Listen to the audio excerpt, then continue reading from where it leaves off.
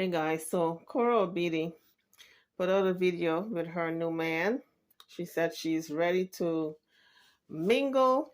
She's no longer free and disengaged. And this new guy, I don't know. I sized him up.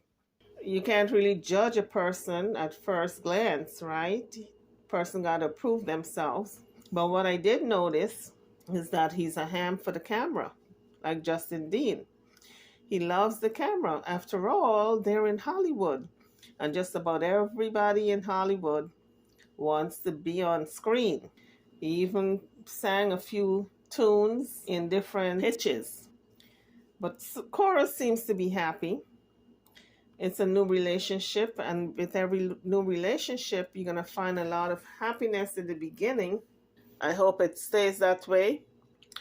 But what I would advise her not to do is not to introduce her children to this new man early in the relationship. She's got to be sure that he's the one before any introduction is made, and she's got to watch her kids like a hawk. Trust them with no one.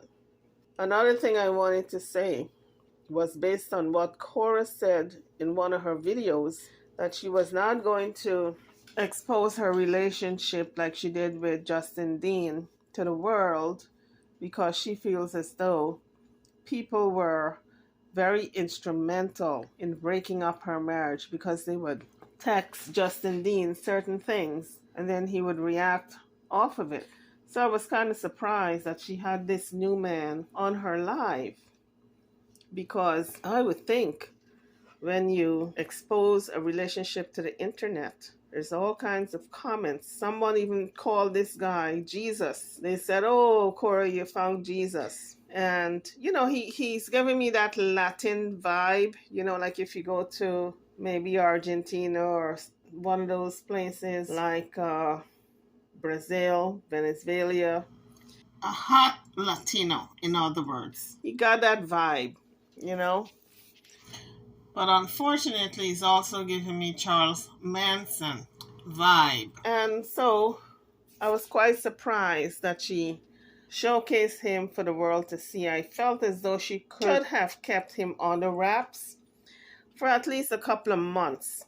Let the public kind of figure out, or try to figure out, why she's so happy. Then she could have started dropping some hints and introduce him slowly, maybe at first a picture, instead of this introduction where he is at his house cooking dinner for her, which is supposed to be very personal and private.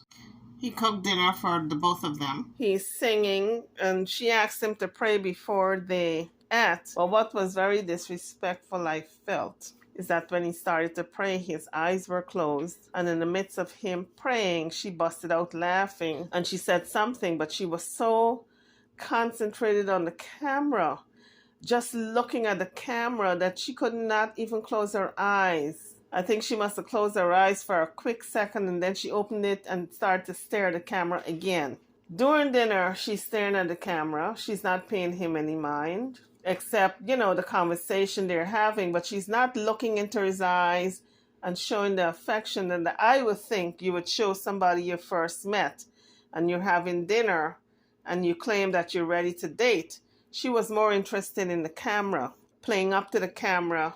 And even now, he said he would wash the dishes. And she said, "Okay, you cooked the meal and now you're going to wash the dishes. You're invited to the cookout." But I felt when he said he would wash the dishes, she should have said, "Okay, I'm going to help you." For all those young people out there who are dating and want to know how to get to a man's heart, it's those little things that counts. Men are very petty like that. They look at every little thing. That's the thing to do.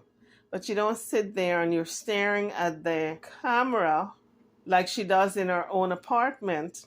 You've got to learn how to step away, folks. You can't let the camera control your every inch and every day existence in your life, because you're going to find the same camera is going to break up your relationship. The same thing that she did not want to do because she felt as though it was instrumental in breaking up her marriage, she's doing again with this new relationship. So I don't see it lasting, really.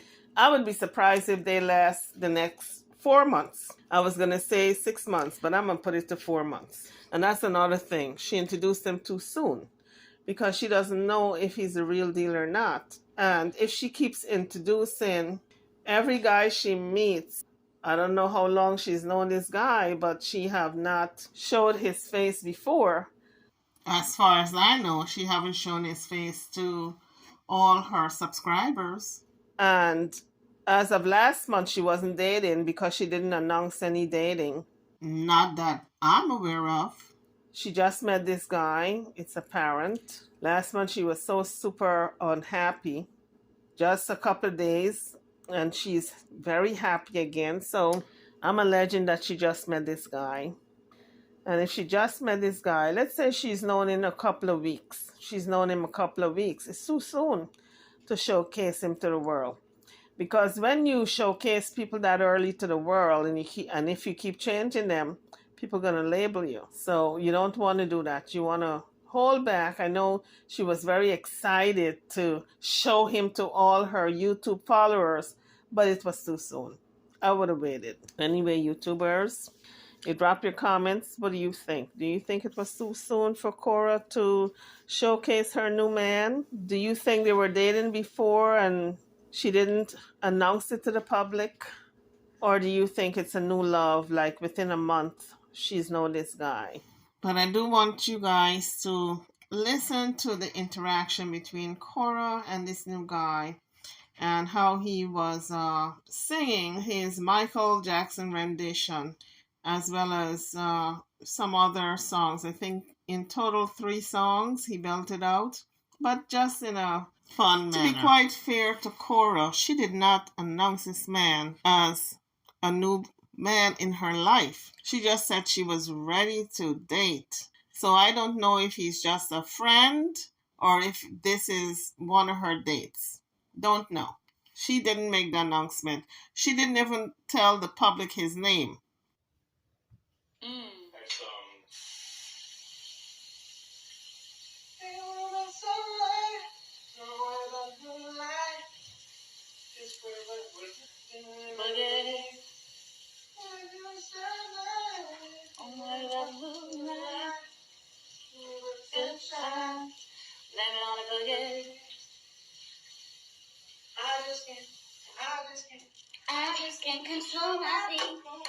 So guys, I couldn't help but think, is this how our relationships are going to be in the future, where we live out all our relationships on the internet? I hope not. I hope this is not the brave new world that we're glimpsing into, because it would be a very, very sad indeed. Because when you look at that video, I think Korra must have glanced at this guy maybe 3 times. The entire time she was looking at that camera.